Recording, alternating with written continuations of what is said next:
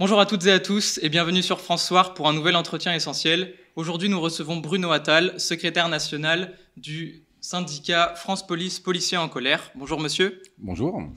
Alors, un bref historique de votre syndicat qui est peu connu, il ne fait pas partie des syndicats majoritaires dans la police.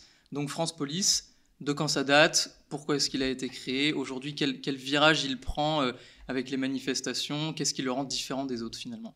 Alors, ce qui le rend différent des autres, on a énormément de sympathisants. Les policiers, je dirais bien plus de la moitié des policiers nous soutiennent, mais personne ne connaît exactement ce qui se passe dans le milieu syndical de la police, c'est-à-dire que vous avez trois mastodons qui sont SGP, Unité, Alliance et UNSA, et donc qui font régner un peu la terreur dans les commissariats, puisqu'ils siègent dans les deux commissions, les commissions pour l'avancement. Donc si vous voulez avoir un grade un jour, on est obligé de cirer les pompes au syndicat, et pareil, si vous voulez muter, vous êtes obligé aussi de sortir la boîte à cirage. Plus les pressions, effectivement, demain vous êtes passé en garde à vue, tout ça, ce sont des gens qui ne vont pas se battre pour vous, puisqu'ils sont connectés directement avec le pouvoir, et donc ils ne vont pas se battre pour vous, affaires Zéclair, affaires Théo, on laisse tout de suite tomber ce genre les policiers qui sont sur le terrain. Et donc ces gens-là ont peur de voter, parce que par exemple sur les votes, nous on a déposé plainte au tribunal administratif, ces policiers, on leur demande carrément leur code pour voter, voilà. Donc c'est quand même très bizarre qu'un syndicat comme le nôtre a fait que 4% aux dernières élections, et un syndicat comme SGP Unité fait de 50 à 60%. On comprend bien qu'il y a une vraie différence entre les convictions des policiers qui aimeraient un peu plus d'ordre, qui aimeraient un peu plus de respect de la fonction, et ces syndicats, tiennent nos collègues, et je dirais même qu'ils ont une part de responsabilité aussi dans le nombre de suicides et forcément de conditions de travail et tout ce qui s'ensuit. Vous vous êtes fait entendre récemment avec un tweet et surtout avec votre présence aux manifestations de samedi dernier contre le pass vaccinal.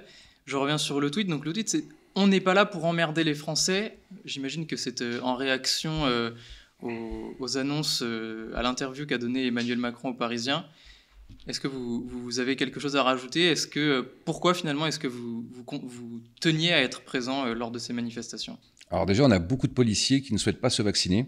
On a beaucoup de policiers qui en ont assez qu'on leur demande d'aller embêter le simple citoyen qui peut payer ses impôts, qui paye ses impôts, qui paye ses contraventions. Et moi, ça fait 23-24 ans que je suis dans la police, et ça fait 23-24 ans qu'on me demande va embêter plutôt ceux qui peuvent payer, va embêter plutôt ceux qui vont pas poser de problème, donc les automobilistes, les commerçants, voilà, tous ceux qui poseront pas de problème, et effectivement, tous ceux, par contre, la vraie délinquance, les vendeurs de cannabis, les voleurs, on sera beaucoup moins embêtés, donc, à avoir pour cible le citoyen lambda, et ça recommence avec ce pass sanitaire, ou pass vaccinal, de nous demander, nous, d'aller embêter encore ces gens-là. Et moi, mes collègues, quand je suis dans les commissariats, je leur en parle, ils me disent, là, demain, on nous demande d'aller contrôler tel restaurant. Par contre, on sait que dans la rue derrière, ça deal. Et voilà. Et donc, on va nous tenir pour pas embêter les dealers, parce qu'après, vous savez, s'il y en a un qui s'est du nez pendant qu'on l'interpelle, nous, les collègues, on va se retrouver en garde à vue. Donc, c'est le monde à l'envers. Donc, comme disait Alexandre Langlois, par exemple, c'est un dévoiement de la fonction policière qui ne date pas d'hier, alors. Oui, tout à fait. Ce doit être le seul point d'accord que j'ai avec lui. Non, j'ai pas mal de points d'accord sur effectivement la réorganisation de la police nationale, et beaucoup moins effectivement parce que pour moi, je défends les petites gens. C'est nous maintenant qui défendons les petites gens, les petits policiers à 1 500 € par mois qui se retrouvent en garde à vue parce qu'ils ont fait saigner du nez un délinquant. Donc, je le répète, vous étiez présent aux manifestations à la fin du cortège de Florian Philippot. Vous n'avez pas peur d'être politisé, d'être rangé dans une case ou de manquer à votre devoir de réserve en faisant ça? Alors, d'être dans une case, moi, dès que je fais un plateau télé, je suis l'extrême droite. Alors, moi, je ne sais même pas ce que c'est l'extrême droite, parce qu'il me semble que les extrêmes droites, c'était des gens qui ne sont pas républicains, et moi, je suis un républicain acharné, donc, et ensuite être politisé, je sais pas, j'ai jamais été reçu sur un média qu'on classerait plutôt à gauche. D'ailleurs, moi, je fais du média depuis peu, moi, j'étais sur la voie publique en tenue il y a 1 an. Je sais pas, je découvre un peu ce monde. Et effectivement, quand vous êtes classé, voilà, vous défendez les policiers, vous êtes d'extrême droite. Vous défendez les policiers, vous êtes un facho. Donc voilà, on m'a mis dans la catégorie facho. Donc c'est comme ça. Je pense que peut-être vous aussi vous êtes habitué à ce genre de discours. Et moi, je préfère le débat contradictoire. Vous n'êtes pas d'accord avec mes idées, mais La différence avec mes interlocuteurs, c'est que moi, je suis policier depuis 23 ans, j'ai une tenue de policier et je sais ce que c'est de vivre au quotidien des agressions, des blessures, voilà, des attaques. Alors qu'en général, mon interlocuteur, lui, habite dans les beaux quartiers et adore ses populations, mais veut surtout pas vivre avec. Donc vous avez marché pour défendre les policiers, mais quid du pass vaccinal alors finalement, parce que c'était quand même pour ça que la manifestation avait lieu Alors, initialement. bah, effectivement, le côté j'emmerde une catégorie de Français, moi, ça m'a. Enfin, c'est hyper blessant pour ces 5-6 millions de personnes qui seront plus d'ailleurs parce qu'il y a les enfants, donc je pense qu'il y a 10 millions de personnes qui se sont senties insultées.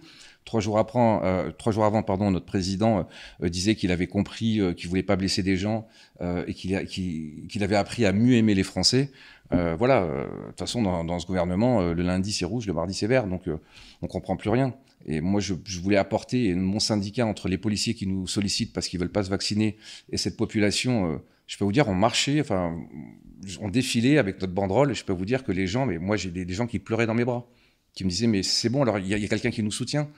C'est-à-dire pour eux, la police, en plus, en général, ce sont des braves gens, ces gens qui n'ont jamais commis d'infraction, et vous les voyez là désespérés en vous disant, mais ça y est, je suis un paria de la société, et moi j'étais là pour lui dire, non, non, madame, moi je suis là pour vous protéger. Moi, mon métier, c'est de protéger des gens comme vous, et vous n'avez commis aucune infraction.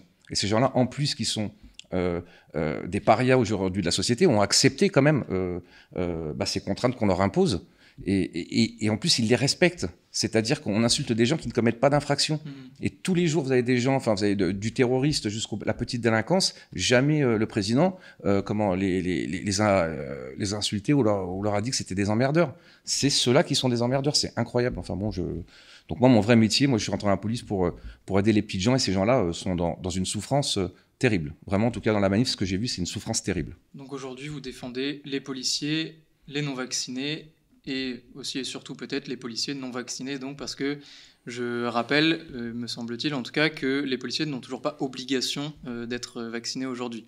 C'est la seule profession qui en est exemptée. Alors peut-être c'est pas la seule profession, mais on est exempté de la vaccination et je peux vous dire qu'on a beaucoup de collègues. Si on sait, par malheur, on sait qu'ils ne sont pas vaccinés, parce que normalement il y a le secret médical, je peux vous dire que l'administration ne leur fait pas de cadeaux et leur donne les pires places s'ils savent qu'ils ne sont pas vaccinés pour leur mettre une pression incroyable. Et je ne défends pas que les non-vaccinés, je défends aussi les vaccinés, parce que moi je suis un vacciné contraint, donc j'ai eu mes 2 doses. Et je vais essayer de ne pas faire cette 3e dose le plus longtemps possible, mais avec mes contraintes professionnelles, c'est très compliqué. Mais pour soutenir ces gens qui n'ont pas souhaité se faire vacciner, je voudrais aussi faire partie des parias, puisque quand on stigmatise une partie de mes compatriotes, que je sois d'accord ou pas d'ailleurs avec eux, moi je me mets en général du côté du plus faible. C'est peut-être un trait de caractère qu'on a aussi dans ce syndicat, mais de toute façon, un vacciné 2 doses sera dans pas longtemps aussi un paria, parce que s'il ne fait pas sa 3e dose, il sera considéré comme non vacciné. Et donc, je ne sais pas jusqu'où on va aller. Donc, c'est aussi pour l'unité entre vaccinés et non vaccinés que vous avez manifesté. J'ai une autre question que je me pose. Comment est-ce que vous vous êtes senti, finalement, je dirais, de l'autre côté des boucliers, en tant que force de l'ordre ? Alors, on a choisi la manifestation de M. Philippot, parce que si j'allais dans l'autre, je pense que j'aurais pas été du bon côté, puisque je pense que j'aurais pris des coups, mais il n'y avait pas de bouclier. Enfin là, j'ai un collègue par exemple qui a fait les gilets jaunes ici. Je peux vous dire que d'être policier sur le service d'ordre, c'est très très très très compliqué, parce que d'abord, vous avez beaucoup de policiers effectivement qui approuvent certaines manifestations, mais encore une fois, ils ont des ordres, ces policiers. Ils ont des ordres de dispersion, ils ont des ordres effectivement. Alors, remarquez bien, je crois que celle de Philippot, je ne sais pas combien de manifestations, il n'y a jamais un problème. Donc voilà, encore une fois, ce sont des braves gens, des gens qui... ça me fait penser aux gilets jaunes de la première heure. Des braves gens qui étaient là juste pour crier leur désarroi. Mais sinon, non, moi je soutiens énormément mes collègues qui se retrouvent dans ces manifestations, parce qu'on est rentré dans une société aujourd'hui où il n'y a qu'une corporation qui n'a pas le droit à l'erreur, c'est le policier. Le policier n'a pas le droit à l'erreur. Si le policier commet une erreur, il sera placé en garde à vue, il sera certainement suspendu, il sera peut-être mis en examen, il sera peut-être même mis en détention provisoire. Donc je peux vous dire que d'être policier aujourd'hui, on n'a plus le droit à l'erreur. Enfin, c'est la seule corporation effectivement qui est comme ça. Le boucher qui rate son rôti, ou vous, là, si vous ratez votre interview, voilà, vous allez pas avoir les sanctions que nous on va avoir. À quoi est-ce que vous appelez finalement pour le métier de policier aujourd'hui, si vous n'êtes pas satisfait des missions qu'on vous demande de faire, si vous avez l'impression d'être utilisé par le pouvoir vis-à-vis des mesures sanitaires. Est-ce que vous appelez par exemple à la fin des contrôles? Ah non, pas du tout, justement, c'est ce que je vous disais. Moi, je suis un policier républicain, c'est-à-dire que vous le vouliez ou non, ces lois ont été votées dans les deux chambres, hein, et sont passées au Conseil constitutionnel. Donc, ces lois sont, de mon point de vue, immorales, mais légitimes. Et donc, moi, en tant que policier, si je devais à chaque fois ne pas obéir aux ordres parce que mes convictions m'interdisent ceci ou cela, il n'y a plus de République qui tient. Donc, elles sont passées, effectivement, donc j'appliquerai, sachant quand même qu'en matière contraventionnelle, c'est le policier qui décide. Et donc, c'est à moi de savoir si j'ai envie de verbaliser ou pas. Par contre, dans le milieu de la police, si vous faites pas assez de contraventionnel, vous avez votre hiérarchie qui vous tombe dessus, tout ça. Alors moi, j'ai toujours été un policier rebelle, et parce que j'ai pas de grade, hein, moi j'ai le grade le plus bas dans la police nationale, donc il n'y a pas énormément de pression qu'on peut me donner. Je ne veux pas non plus muter, donc on peut pas vraiment me mettre de pression. Mais imaginez-vous un père de famille qui a des crédits, il va obéir aux ordres parce que tout simplement il va se retrouver bien isolé contre l'administration s'il devait pas adhérer ou ne serait-ce que verbaliser sur ordre.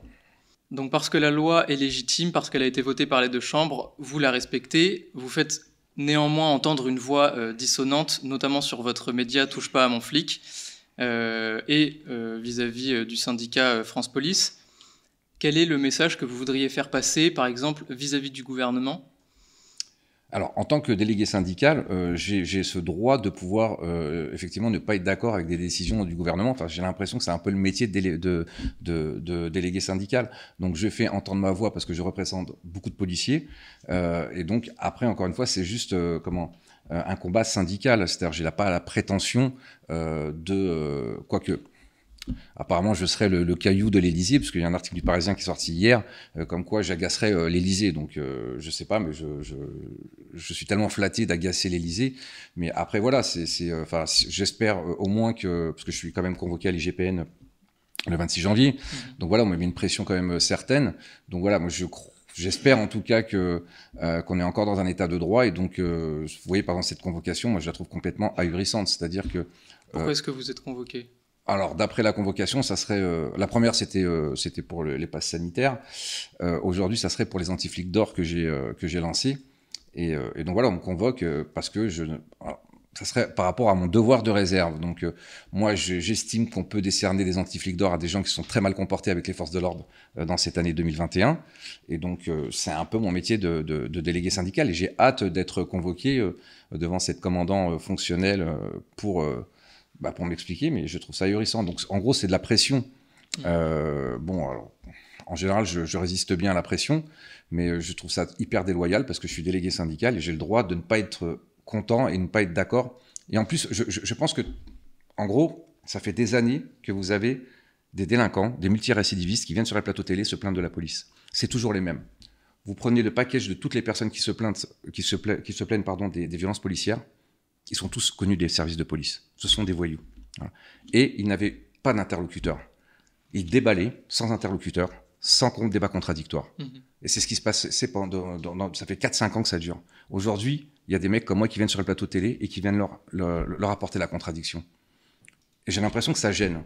Ça gêne d'avoir des voix dissonantes, d'avoir des policiers comme moi l'année dernière, j'étais sur la voie publique, je sais ce que c'est qu'interpeller, je n'ai pas un délégué syndical qui a fait 25 ans de syndicat et qui sait même pas ce que c'est qu'un voyou.